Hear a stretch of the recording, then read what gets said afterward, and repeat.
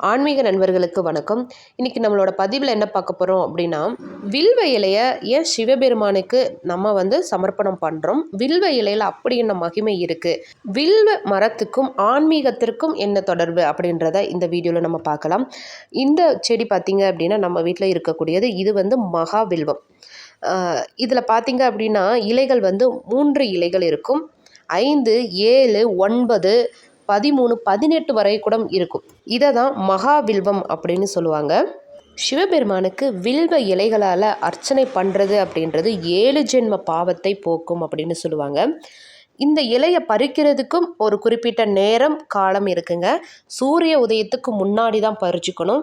அதே இது சிவபெருமானுக்கு உரிய நாளான திங்கட்கிழமைகள்லையோ, பிரதோஷ நேரங்கள்லையோ, அமாவாசை பௌர்ணமி நாட்கள்லையோ, அஷ்டமி அன்னைக்கோ இந்த வில்வத்தை நம்ம பறிக்கக்கூடாது. செடியிலிருந்து நம்ம எடுக்கக்கூடாது. பூஜைக்கு வேணும் அப்படின்னா அந்த நாளைக்கு முன்னாடி நாளே அதுவும் சூரிய உதயத்துக்கு முன்னாடியே நம்ம அந்த இலைகளை பறித்து வச்சிடணும். பூஜைகளுக்கான விதி என்ன சொல்லுது அப்படின்னா, ஒரு வில்வ இலையை நம்ம சமர்ப்பணம் பண்ணுறது 1,00,000 மலர்களை சமர்ப்பணம் பண்ணுறதுக்கு சமம் அப்படின்னு சொல்லப்படுதுங்க.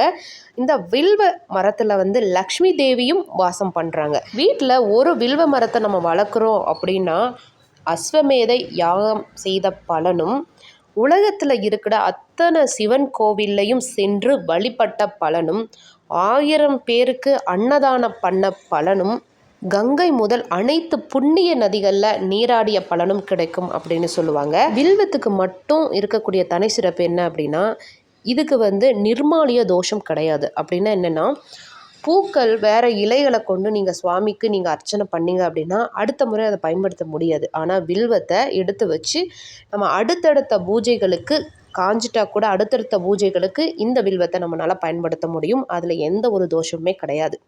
வில்வத்தில் 3 இதழ்கள் இருக்கும் இல்லைங்களா? சாதாரண வில்வத்தில் அது முப்பெரும் தேவர்களை குறிக்குது. வலது பக்கம் இருக்கக்கூடிய இலையானது விஷ்ணு பகவானையும், இடதுபுறம் இருக்கக்கூடியது பிரம்ம தேவரையும், சென்டரில் இருக்கக்கூடிய இலையானது சிவபெருமானையும் குறிக்கிறது. சிவபெருமானோட திரிசூல அமைப்பில் இருக்கக்கூடியது தான் வில்வம். மகாவில்வம் அப்படின்றது முப்பெரும் தேவர்கள், முப்பெரும் தேவிகள், அஷ்டதிக்கு பாலகர்கள், நவகிரக நாயகர்கள், தேவர்கள், தேவகணங்கள், சித்தர்கள், 33 கோடி தேவர்களும் வாசம் செய்யக்கூடியது அப்படின்னு சொல்லப்படுது. இந்த வில்வ இலையானது இச்சாசக்தி, கிரியாசக்தி, ஞான சக்தியின் வடிவமாய் சிவபெருமானோட அனுகிரகத்தால் பூமியில் இருக்கக்கூடிய மக்களின் பாவத்தை போக்குவதற்காக இந்த பூமியில் உருவாக்கப்பட்டது. சிவனுக்குரிய தல விருட்சம் வில்வ மரம். இந்த இலையால் சிவபெருமானை அர்ச்சிக்கிறது அப்படின்றது 24 தலைமுறைகளோட பாவம் போகும் அப்படின்னு சொல்லப்படுது. துளசி செடி வீட்டில் இருந்தது அப்படின்னா எப்படி பராமரிக்கிறோம்? கரெக்டான நேரத்தில் பூஜை பண்ணுறது எல்லாமே பண்ணுறோம் இல்லைங்களா? அதை விட பல மடங்கு வில்வ மரம் வீட்டில் இருந்தால் பண்ணணும். ரொம்ப சுத்தமாக வச்சுக்கணுங்க. ஏன்னா அங்கே சிவபெருமான், வில்வம்னாலே சிவபெருமான் இல்லைங்களா? ஸோ சிவபெருமான் இருக்கக்கூடிய இடத்த ரொம்ப சுத்தமாக வச்சுக்கணும். பெரும்பாலும் வில்வ மரத்தை கோவிலில் தான் வைப்பாங்க, வீட்டில் வைக்க மாட்டாங்க. இப்போ நம்ம வீட்டில் இருக்கிறது அது தானாக வளர்ந்தது. இந்த மகாவில்வம் தானாக வளர்ந்தது.